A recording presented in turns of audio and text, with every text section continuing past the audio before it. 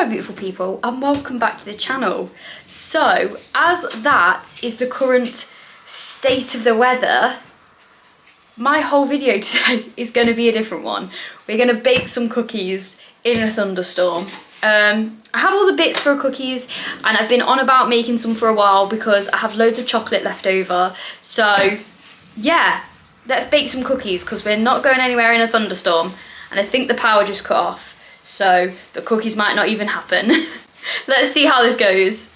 So I've just like set up angles and everything, and I just watched back that clip. I've tied my hair up now as well, sort of. And I just watched that clip back, and you actually see the lightning on the camera. So yeah, that was actually that like flash of light. There's the thunder. I don't know if the audio will pick that up, but that flash of light then that you just saw, that was the lightning. So yeah, the first thing I'm going to do is break up all the chocolate. So I'm going to show you breaking up the chocolate, and I'm not sure how far this will get, but we're going to break up some chocolate. Hey, so I changed the camera angle yet again, but I just feel like this is going to be more, you want to see the balls. This is very similar to my last cook with me that I did a while ago. I don't know if you can hear the thunder.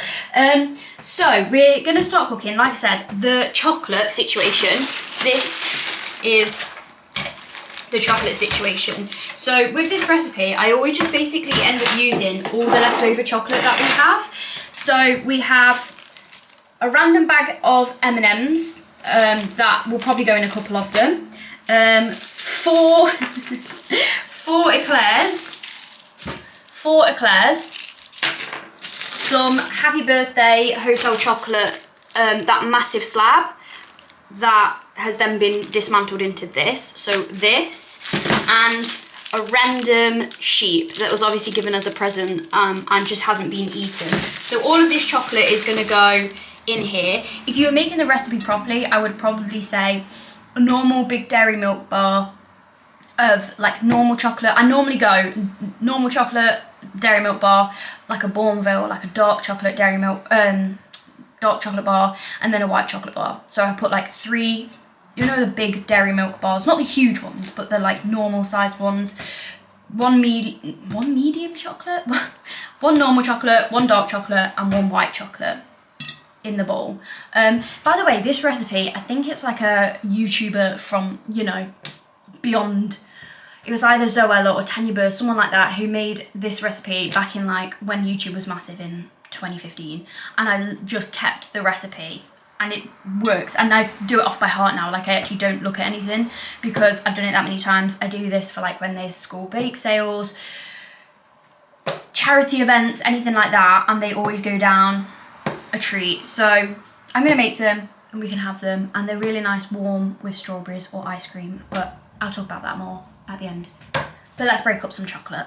This sheep is very cute, but it's also really humid, and the chocolate is slowly melting in the heat of my hands, so I feel like I'm gonna have to be quick if I want bigger chunks, which is what I normally do. So this kind of size is how big I usually go, but it's normally, obviously if you've got a bar of chocolate, it's a bit easier because you just go for the square. But his head is actually, this is literally a massacre. I'm just chopping his head in half. It's like something of American Psycho. Right. Whoa, chocolate's going everywhere. This chocolate, by the way, this hotel chocolate slab, you've probably seen it in the stores.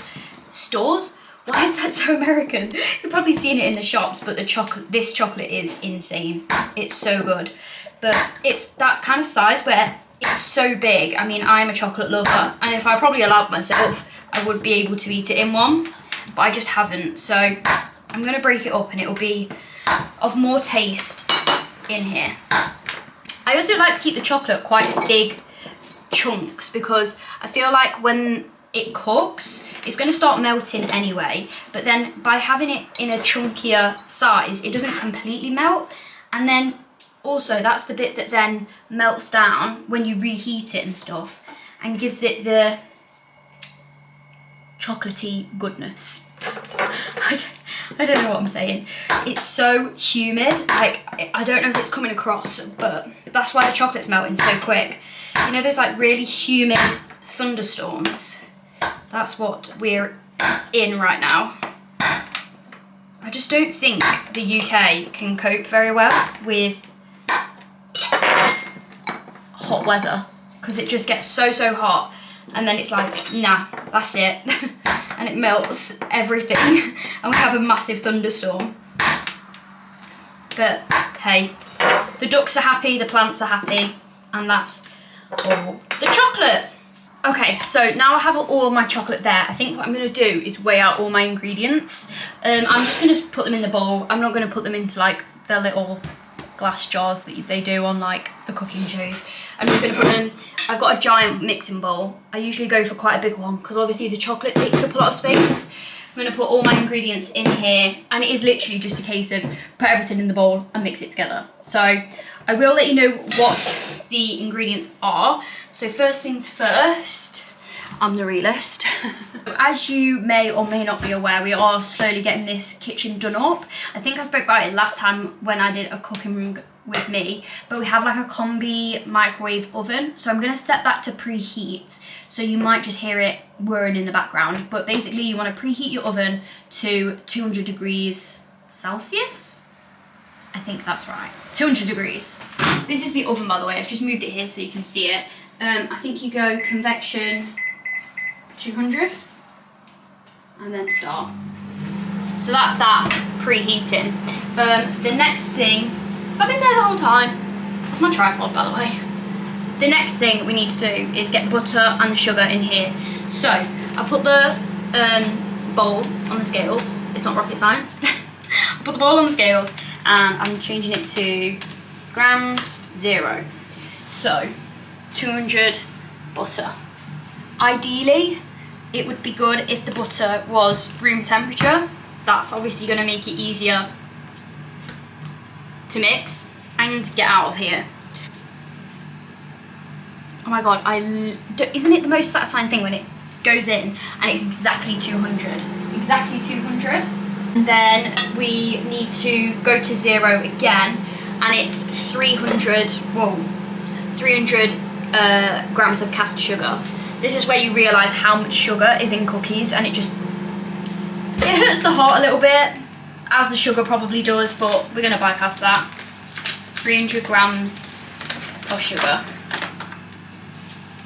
I'm not very precious about it. Like, obviously you might have seen that there was like big lumps in the sugar, and it's 303. It's not exactly 300, which I know when you're baking a cake it's important to be accurate. With these I don't think it is. Like, the fact that there's a big ball of sugar, it just breaks down when you mix it up together. So yeah, I'm not super precious about that. And now I've got to mix these until it's like a smooth kind of paste. It's not really a paste, is it? But like, until it's smooth. Also, I think I said this last time as well, please do not judge my mixer. It's my grandma's and it still works. It's so old, I don't even know. It says Philips there. I didn't even know Philips made these. I thought they just did toothbrushes. Made in Holland. I wonder how actually old this is, but yeah, it's my grandma's, so I kind of like have an attachment to it, and it still works. So yeah, we're going to use this to mix these together. Once the mixture is kind of like a smooth consistency, like that, I guess. Would I have a cooking show at this point? I'm not really sure about that. But then we crack 1 large egg into here and whisk again. Boom. That is that. It kind of starts to look a bit like a cake batter. And what I'm going to do next is put the dry ingredients in. So it's 275 self-raising flour and 75 cocoa powder. If you want, I guess you could put less of that and more of that, but it's already quite chocolatey. They are quite chocolatey, and sometimes I have actually left this out, so I've put a little bit more self-raising flour and just made like a normal chocolate cookie instead of a chocolate cookie, if that makes sense. But I did put 75 extra of the self-raising. I will put all of the measurements, as it were, in the description for ease, so you don't have to like keep going, how much of this do I need, if you want to bake them yourself. I have actually had quite a few people ask me how I make these, and they have said that they never work, and I think it's all in the cooking. So keep watching to find out how I cook them. But I'm gonna get a sieve, and I have before not sieved them, and it still did work, but for the process of this I am gonna sieve them, because I do feel like it's a little bit more refined when you do that. What am I doing? I've got to weigh it. Good job I realised that. Weigh the ingredients first. So 75 of the cocoa powder. I just do the cocoa powder first because I feel like because it's less, then I'm just like, right, that's out of the way. And also I put it in a glass jug so I can just pour it into the sieve, just again for ease, because I'm lazy. Pour it out. I mean, you could realistically just do that with a bowl, but I just know how accident prone I am that probably wouldn't go to my plan. Just before adding it all, I am just going to give it a bit of a whisk so it's not all in one, because I feel like otherwise it's going to be dead hard to mix and super dry. This is where I wish you could smell. One day I do believe that there will be smell-o-vision, because so many people say it, but if you could smell this, it just smells incredible. I could just eat that with a spoon. And it's 275 self-raising flour.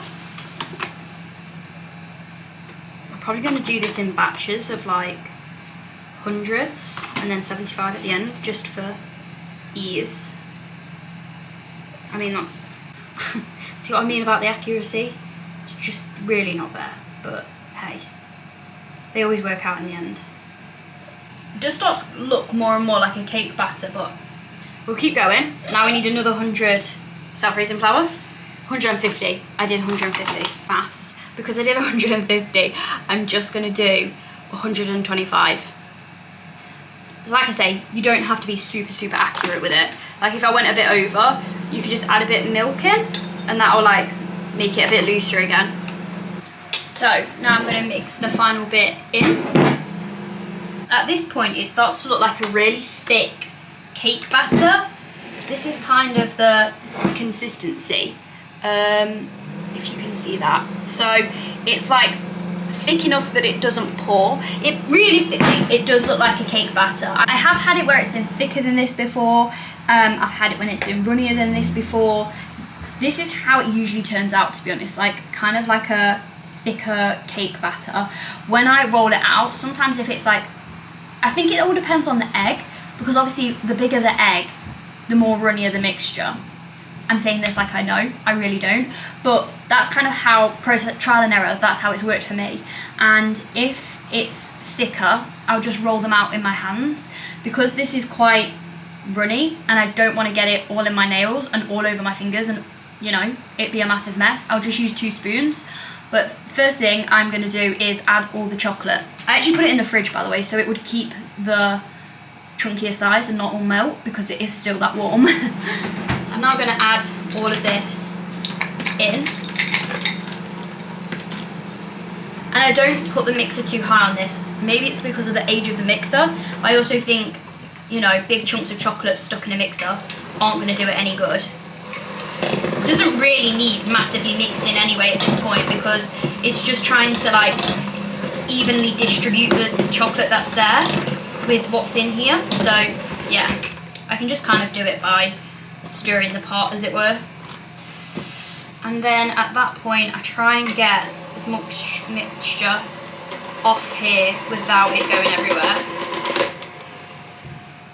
That's a little, I don't know if that's a trick, by the way, but you have to be careful when you do it. But if you turn the mixer on but don't have it in the bowl, then you get all the mixture off there without using loads. And then give it a tap, and there's your little reward for cooking. You can eat the mixture off then. So now I'm going to grease my pan. Someone did tell me once a trick where you can like cut a semicircle and then it somehow fits in a circle, but I'm not gonna lie, I have no idea how you do it, so I'm just gonna cut a square. We then get the mixture, and how I do this is, I usually use 2 tablespoons and a teaspoon just in case I need it, and sometimes a little finger. My hands are clean, but I just prefer not to if I can get away with it. I get the 2 spoons, I think it's called quenelle, but it's not that fancy. Also a bonus of having the chocolate in big chunks is that you can see where they are and try and like evenly distribute the chocolate. And I then kind of just, whoa, she says, I then just pass it between the 2 spoons. Obviously if you like quenelle it, you do it a bit better than this, and I'm not, I think that you keep doing that and that's a quenelle. But I usually make it about the size of a tablespoon. I have made them bigger before, but on, what's it called, recommendation of my family, because they're so rich, if they're too big then they can't eat one, they just have to like leave it, which obviously if I just make them smaller then they're easier to eat and not so rich. I do try and make them the same size. Sometimes I like make a couple and then add to them. Obviously the more even the sizing, then the more even they will cook. So yeah, this is obviously going to be a bit of a long process, so I'll probably time lapse this. Move this here so you can kind of see. They literally look like poos, but you get the idea. And obviously I try not to put them too close together. I haven't actually done them in this oven yet. I try not to do them too close together because I don't want them to run and just form into one giant cookie, though that would be delicious. So that is the first one, and I've just got to keep going now until all the mixture is done. When it comes to these, I think I'm just going to take it out of the packet and just prod it on the top like that, and then I might just put a little bit of chocolate around the edge just to kind of like glue it in place. And then when it comes to baking, I basically cook them for between 10 and 12 minutes. It depends how hot your oven is. This combi oven is usually quite warm, so I'll probably put them in for like 11. And when they come out, I'll show you, but they do look like they're raw. They do look like they've not been cooked properly. However, they have, the only thing really that needs to cook is the egg, and an egg cooks in what, like 2 minutes? So they are cooked, you just have to let them cool. So I'm going to put them in for 11 minutes and then I will show you what they look like when they come out. Put that batch in, I'm going to carry on going with the next one. I'm going to put this, I'm just moving locations because that oven is so hot, I feel like it's melting the mixture. So we're just going to move around. But yeah, I'm just going to carry on doing this for all of them. Right, so still got mixture to do, but the cookies have now finished, so I'm going to take them out and show you what they look like. Oh, they look amazing. They actually look a little bit burnt. Well, not too bad.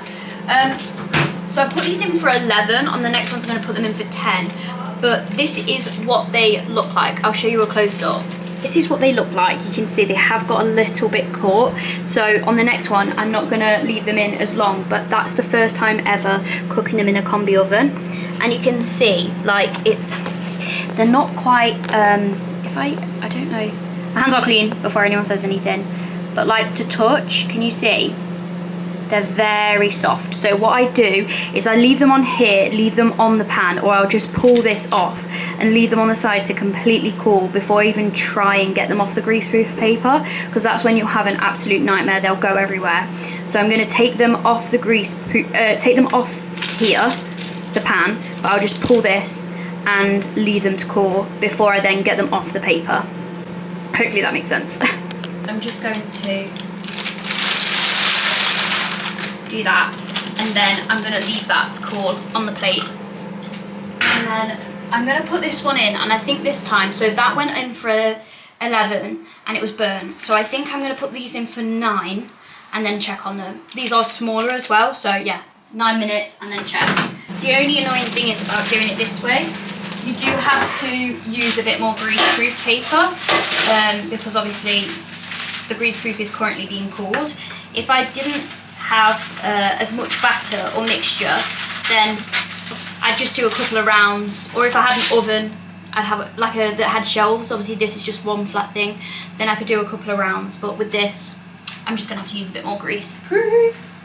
And then on these ones I'm just putting some, I was about to say mini cheddars, ooh, M&Ms. I'm just getting the M&Ms and I'm just kind of like poking them in.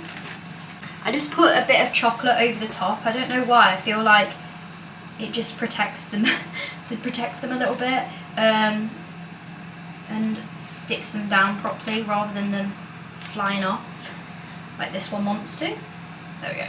Oh no, so these ones with the M&Ms as well, they're really good for like if you have a football match and you've got like team colours. If what is it, Pudsey Children in Need, these look really good for Children in Need bake sales, because obviously Pudsey Bear has the colourful eye bandage. So yeah, I just feel like these ones are good for kids parties. I've done them before for like a charity event, and it was Macmillan Day, and obviously Macmillan is green, so I just used all the green M&Ms. Obviously then you get to eat all the other colours as well, but yeah, I just used all green M&Ms, so it was like kind of brown and green, and it looked really cool. So if you have an event and you might want to, then that could be an idea. And obviously as well, they do the M&Ms with nuts in, they do their M&Ms that are crunchy, so you could add those as well if you wanted a bit of a different texture. These are just the plain chocolate ones, but always a thought. Right, the next ones are ready. Hopefully these aren't burnt. Like I said, I only did these for 9 minutes.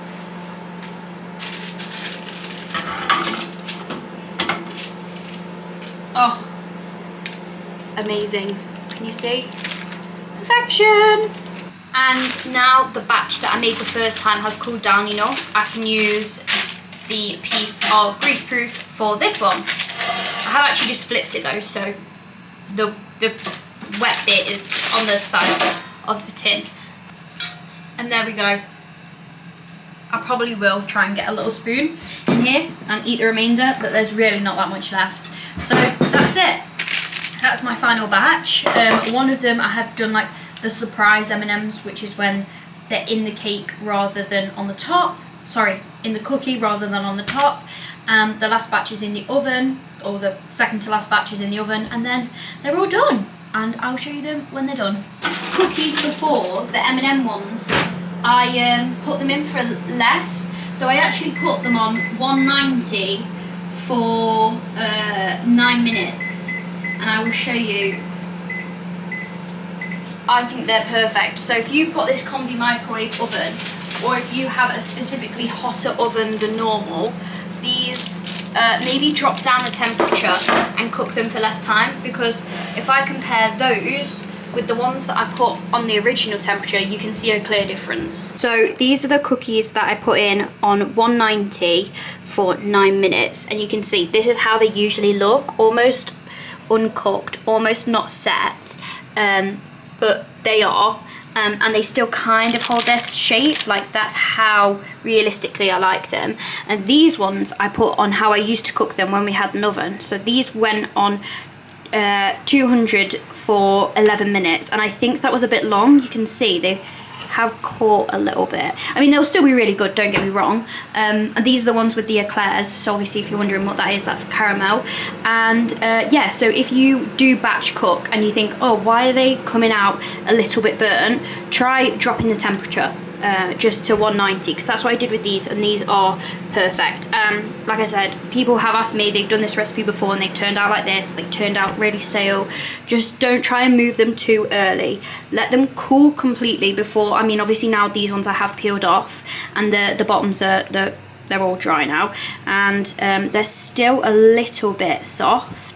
They're still not completely, like I wouldn't want to move them too far how they are at the minute. But yeah, if you are finding that they burn like this just on the top, but then the bottoms are, like you can see, the majority of it is fine, it's just like caught on the edges, then try 190 rather than 200. So there we are. All the cookies are done. We're finally having them. They're all cool. So obviously now they've cooled, they they hold their shape.